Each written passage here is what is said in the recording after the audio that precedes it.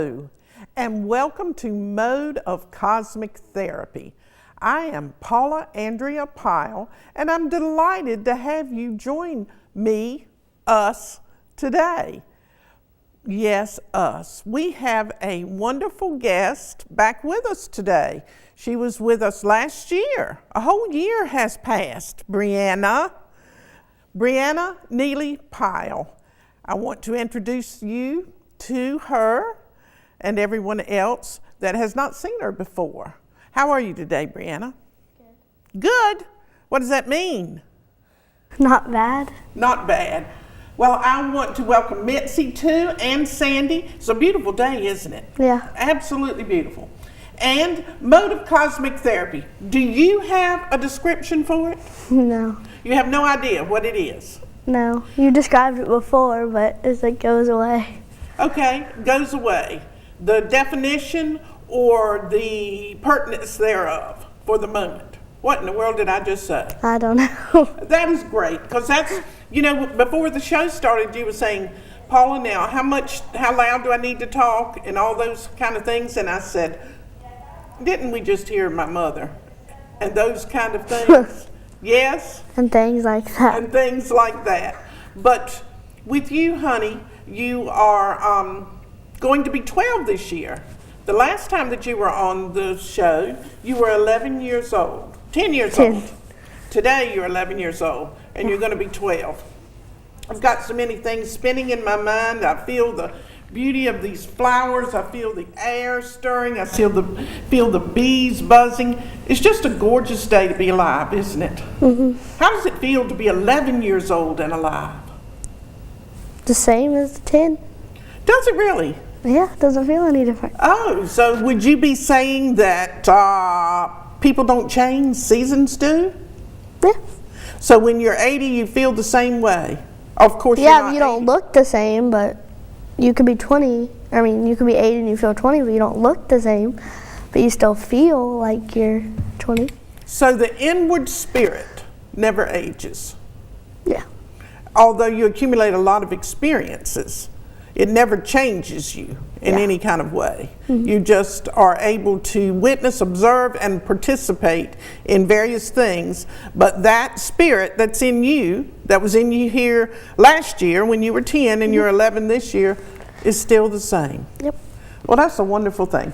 Anyway, I'm glad to have you all here with us today, and I'm excited about what's going to take place in the next few minutes, because we don't know, do we? No. We don't know, we don't know, we don't know. And I think that's what makes the mystery of life so fascinating and so enjoyable, because we don't know. Because as soon as we start to plan it or think about it or get upset over things because it didn't turn out or unfold the way that we think, it becomes sort of like leftovers. Yeah. Kind of boring. Bland. Yeah. So in this particular hour, we're going to do what we usually do. Did you hear that gonna? We're gonna do it. We might do it, Breanna, or we might not. We don't know, do we? Mm-hmm. The flowers might fall over. The board might fall down. Don't curse it. But we don't care, do we? No. You can't care. Because if you care, what does it do to you, honey? If you really, I want an 11-year-old perspective on this. If you start caring about how things turn out or don't turn out, how does that interfere in your everyday existence? It might stress you out because that's all you're thinking about. Oh, instead of it just letting it unfold, you mean? Yeah, like it could go like the total opposite because you're like thinking about it so much and you're not thinking about anything else. Wow. Like you could be thinking of the way this stands up, but not like that, and that could fall over, and that could fall over, and that could be perfectly fine. Oh, so along the way, by focusing on one thing that is wrong, we're missing all the things that are right? Yeah. And by focusing on what we may perceive as bad, we're missing all the things that are good? Yeah, and if you're like, I don't know if this really comes with it, it just like popped in my mind, if you're like thinking about, if you're not trying to be yourself, you're trying to be like someone else, when you're thinking about what you could have done. You think about all the other stuff that's past, and you've been trying to act like someone else. I don't know if that would really come in with that, because you're like you're doing something, but you're not thinking about something else, like I you hear would what with you're the saying, board. honey. So you're, well, what I just got from that is that you're being a phony. Yeah. Yeah, because if you're being yourself, you don't have to try. Yeah, pretty much, just because it happens. just like that. It just all happens. You don't have to think about it. So what we're going to do, what are we going to do? What are we going to do, Breanna? What are we going to do? What are we going to do? I'm waiting to see. Have you felt it yet? Yeah. You have? Yeah. Okay. What we're going to do, because she doesn't know and I don't either, and I'm going to let her start with it. What you want to do? You want to pull a paper? You want to read something out of a book? You want to write something on the board? Let's go with it. And what's going to happen is, whatever takes place between me and Breanna during these moments that we don't have a clue, will demonstrate that nothing in our lives do we have control over. It all just flows and there's perfect control. But it's coming from a dimension beyond this. Okay, what you want to do, Breanna? You want to write on the board? Okay, write on the board. Let's write on the board. But guess what I'm going to tell you? What? Write the first or any word that you want to write up there. Anything you want to write. You can write any word whatsoever, and it's going to unfold this entire hour, whatever that word is. Okay. Okay. Right here? Yeah, that's great.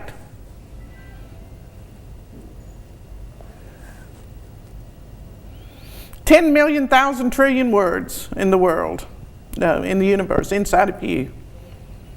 Rolling around. Pick one. Doesn't matter to me, because whatever it is going to be demonstrated in this hour. Love. All right? Write that word. Up here? Yeah, write it big.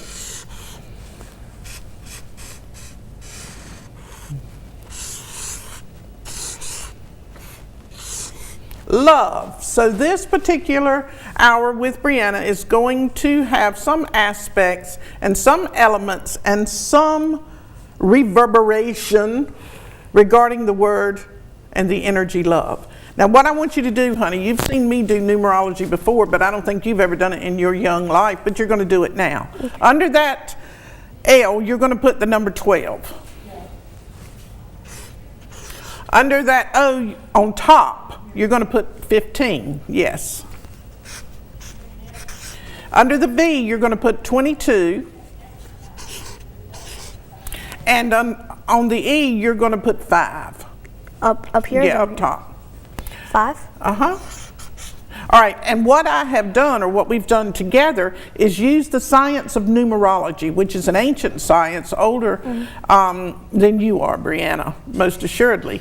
And what it says in the science of numerology is that letters are alive, just like we are. Letters are alive. And just like you hold within you 10,000 layers of meaning and more, and I do too, and Mitzi does too, and Sandy, the whole world does.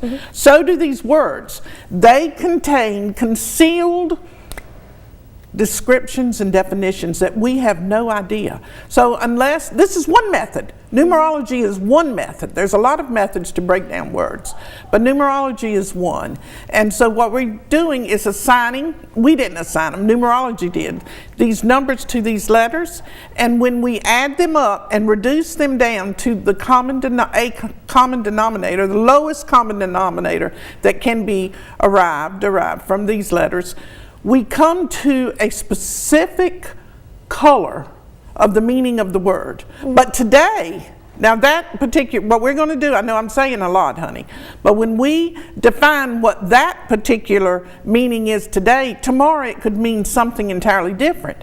And what happens is we get it in our mind that something means the same thing all the time. And like you were talking about, we miss things because of that. We get an idea of good, we get an idea of bad, and then we start acting from that point instead of meeting it brand new. Okay, let's add up the top numbers. What are they?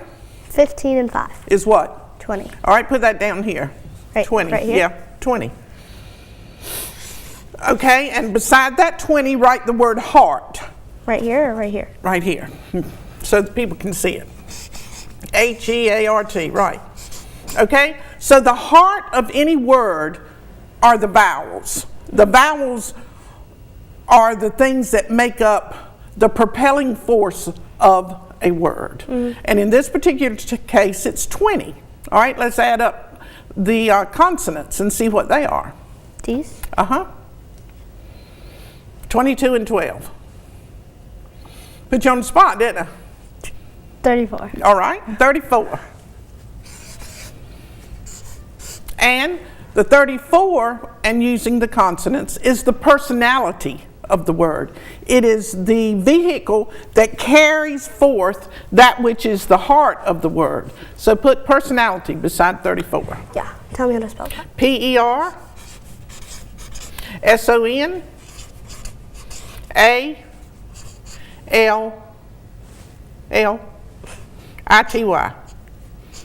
Okay, when you put it together, what do you have?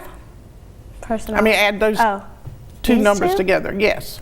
Add them together, just like if you're in school. Like this? Draw a line if you want to. Yeah. 54. And when you add those two numbers together, what do you get? 54 and what? No, just 5 and 4. 9. All right, put a 9 equals 9. Now, here's the interesting thing, darling. We didn't plan this, but that was my whole point. I love this. I love it. Oh, I'm using the word love. 9. 9, and I want you to write a great big 9 over here. Yeah, great big. All right, and put an arrow on the end of this. Okay? Because I've done this on other shows. I have gone over extensively one of the meanings and the primary meaning of 9. 9 is the experience on earth. Why? I don't want to say why. How, when, where, why, what. We are incarnating here on this earth, to see. All right, but the 9 is the hermit. Write that right there. I'll tell you how to spell it. Write it great big. H-E-R-M-I-T.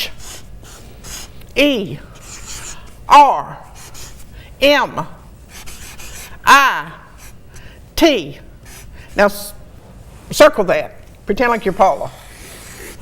Okay, the hermit. Now he comes from the tarot cards. Okay, a bunch of cards. I'll show them in just a moment. But they're cards that have pictures on them. You've seen them before. But more specifically, the reason that I said I just love, I love motive cosmic therapy. I love life. I love you. I love the whole deal.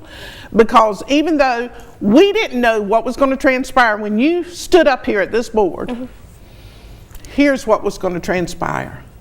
The 9. And what is the 9? What is another main meanings of 9? Write it right in that space right there. Virgo. V-I-R-G-O. Circle it. No, put a heart around it. I like a heart. There you go. And what is your sign, Breanna? Virgo. I wonder how that happened like that. Do you know? No. Okay. Come on, sit down. Virgo. And I had done something I usually don't do, but I decided since I was going to have you on the show today that I would run an astrological chart. You've never seen it. Never seen it. So this happens to be your astrological chart that I'm looking at for the very first time. And you are a Virgo indeed, in August 25th, 2002, Virgo. And as much as you know about astrology, how much would that be? Not a lot. Like next to nothing? Yeah. Which one would you know more about, numerology or astrology? Like adding stuff like we just did? Probably adding stuff. Adding the numbers? Yeah. But not necessarily knowing how to do it or what it means after you do it? Yeah. Okay. Now what did I just say? Knowing how to do it, and explaining what you've done after you've done it. Yeah. Yes? Yeah. Okay.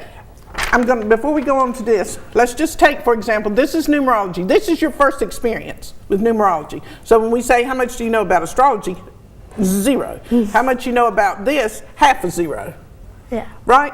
Because what you have just put up here on this board, using the word love at random, and numerology as the science to break it down and get the concealed meaning of it, what have you done? Explain this word love according to what you have just written with the science of numerology, the elementary basic first time experience using numbers to pull out the hidden meaning. What does that say on that paper about the word love so far? It has something to do with heart, personality, and the hermit. Wow. And the hermit, let me see. I don't know where he's at, honey. I don't know if the cards are in here or, let me see, these are my cards. I don't know where they're at. Oh, yeah, but that's Osho's cards. That's not the tarot cards either. Maybe we don't have them here today. No, I saw the bag of them. You did? Oh, you did? Yeah. Maybe they're in that bag. That Where? box down there. Yeah, maybe they're, no, I don't see them in there either. But anyway, as far as the hermit is concerned, he stands in one particular deck. There's thousands of decks, but in one particular deck, he's standing on a high peak and he has a lantern. Okay, he's holding a lantern and he's hooded. Now, get that image in your mind. He's standing on a very high peak, a mountain top. He's hooded and he has a lantern, a light, and you can see that he's looking down. Now, just with that little bit, because you don't have any idea, I'm just throwing these things out at you. What does that invoke with this hermit and the word love?